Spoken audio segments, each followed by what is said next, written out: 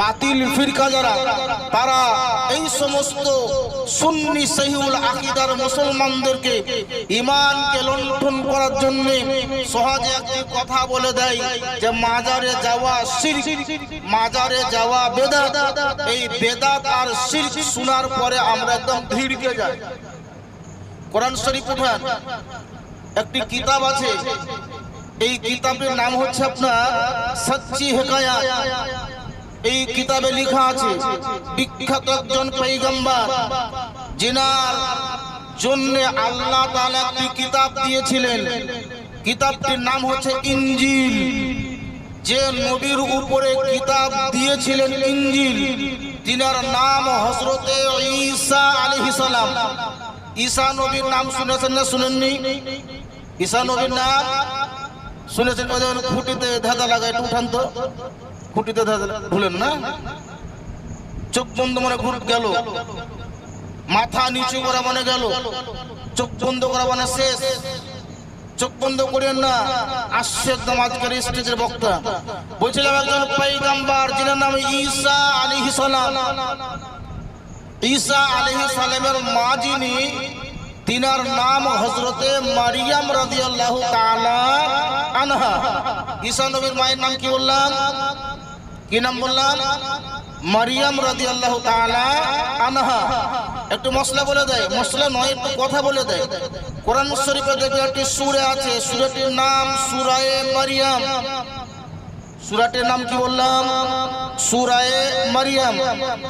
কাউরি যদি সন্তান না হয়, এই সূরা মারিয়াম 21 দিন মুসাল্লায় বসে, 21 দিন মুসাল্লায় বসে এই সূরা মারিয়ামকে পড়ার পর একটা গ্লাসে ধারণ করা পানিতে ফুঁক মেরে দিলেন।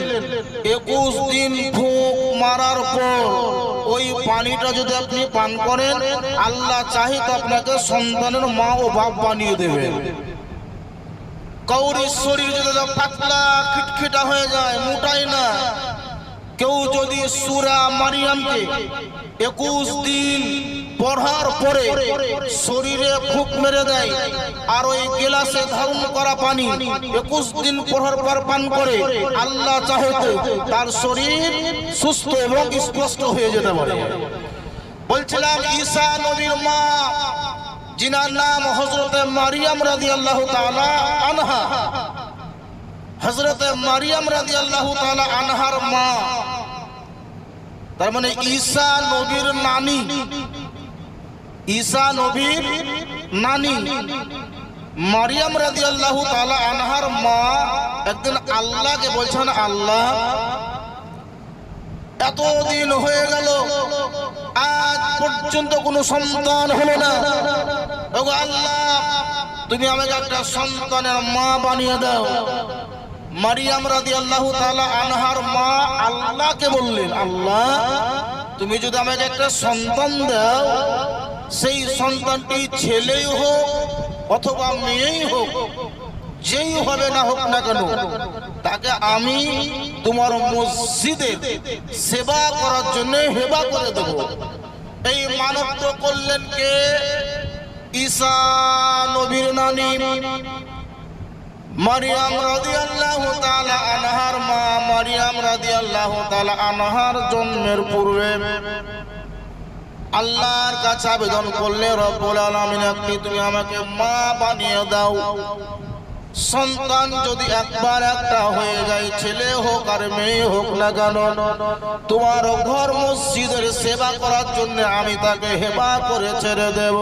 আল্লাহ তাআলা খালনাকে কায়নাত হযরতে ঈসা নবীর নানি হযরতে মারিয়াম রাদিয়াল্লাহু তাআলা আনহার মায়ের দোয়াটা আল্লাহ যেন কবুল ও মঞ্জুর করে নিলে।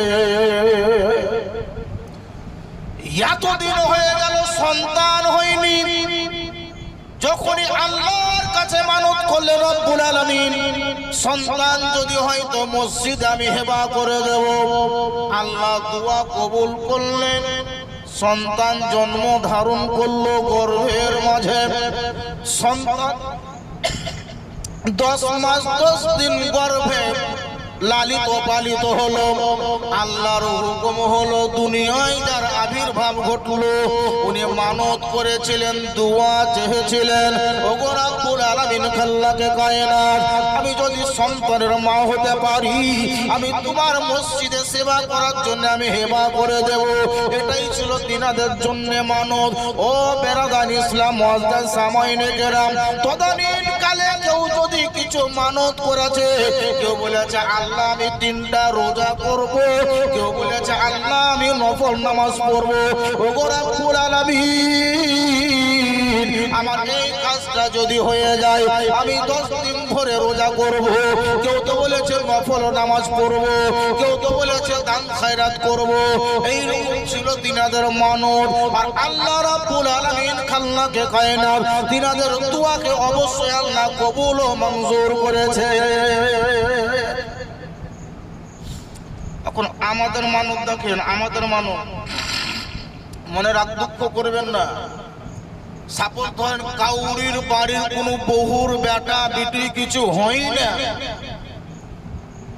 দেখা গেল কোনো কৌশলে আল্লাহ তাআলা তাকে একটা বেটা বিটির মা বানিয়ে দিয়েছে। প্রতিবেশী কোন একজন দরদি, ওই দরদের বাড়িতে চলে এলো, আমি মানত করেছিলাম যে তোমার বেটা বেটি হয়তো তোমাকে পাথর চাপড়িতে আমি খাসি দিতে বলবো।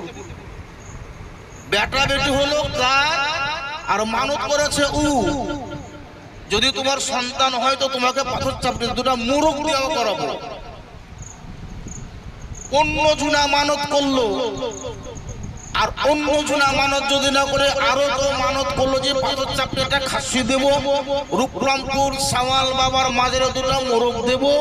তো সুবহানাল্লাহ, ওই খাসি দেওয়া মানত করার বাড়ির লোক একটা খাসির মাংস যদি খুব বেশি হলো 15 কেজি হবে।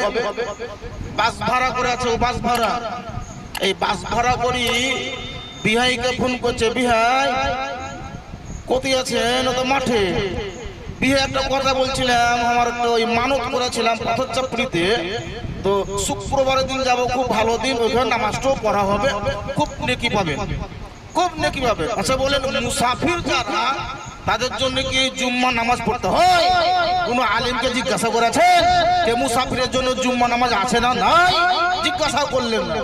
জুম্মার দিন মানত করেছে, বাস ভাড়া করেছে, তো বিহানকে পাঠাইন দেন কেন, বহু টাকা পাঠাইন দেন কেন, বিড়িটা পাঠাইন দেন কেন, এই 3-4টা লোককেও দাওয়াত করলে। আর একজনকে ফোন করে ডাকলে, এই ফোন করে ডাকতে ডাকতে ডাকতে এক বাস একটা খাসি 15 কেজি মাংস হবে না। এক বাস ভাড়া করে চললো, গতি পাথর চাপড়ে গেল পিকনিক খেতে। পিকনিক বাস থেকে নামা মাত্রকে হেমানি পাউডার চুড়ি কিনতে ব্যস্ত, তারা খাসি নিকুম খাসত।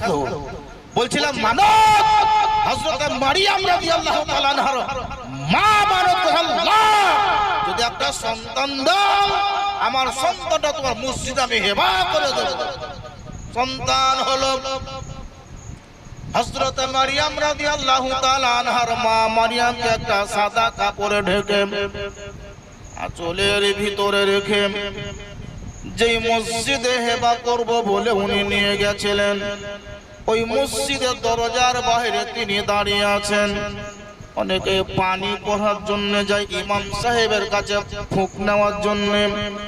হযরত মারিয়াম ঈসা নবীর মা যিনি, তিনি কাপড়ে ঢাকা, তিনার মা দরজার বাহিরে যেন দাঁড়িয়ে আছেন। মসজিদ থেকে নামাজি নামাজ পড়ার পরে বেরিয়ে আসার পরে জিজ্ঞাসা করছে, তুমি কে? উনি বলছেন, আমাকে চিনতে পারো না, আমি অমুক ঝুনার বিবি। বলে কাপড়ে ঢাকা ওইটা কি? বলে আমার একটা মেয়ে যার নাম রাখা হয়েছে মারিয়াম। এত অল্প বয়সের বাচ্চা মেয়েকে তুমি কেমন এনেছো বলো? হযরত মারিয়ামের মা বলছে, আমি মানত করেছিলাম আল্লাহর নিকটে, আমার যদি সন্তান হয় আমি খোদার ঘর মসজিদে ছেড়ে দেব সেবা করার জন্য। তাই আল্লাহ আমার দোয়া কবুল করেছেন, আমি আমার মানতকে পূর্ণ করার জন্য তিনার ঘর মসজিদে আমি ছেড়ে দেব বলে নিয়ত করে নিয়ে চলে এসেছি। একজন নামাজি বলছে আমাকে দাও, তোমার পিটি বা মেয়েটা আমাকে দাও, আমি লালিত পালিত করব। আর একজন নামাজি বলছে না না, তোমার মেয়েটা আমাকে দাও, আমি লালিত পালিত করব। আর একজন বলছে তুমি আমাকে দাও, আমি লালিত পালিত করব।